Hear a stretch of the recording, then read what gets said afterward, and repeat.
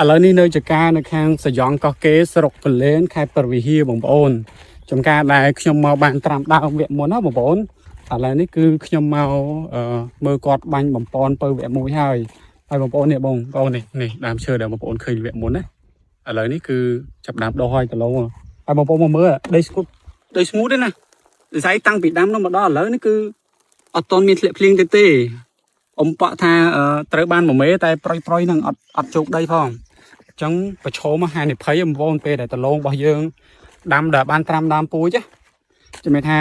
ដើមពូជដឡងរបស់យើងវាសល់អាហារតិចហើយពេលដែលយើងដាំចូលដីហើយបងប្អូនយើងក្របានទឹកភ្លៀងណាគេថា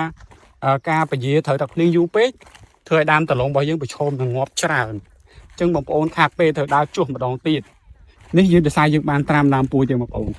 គឺដុះមកបានច្រើនហើយសំខាន់អត់ត្រូវតែភ្លៀងហើយគឺរឹសចេញច្រើនណាបងប្អូន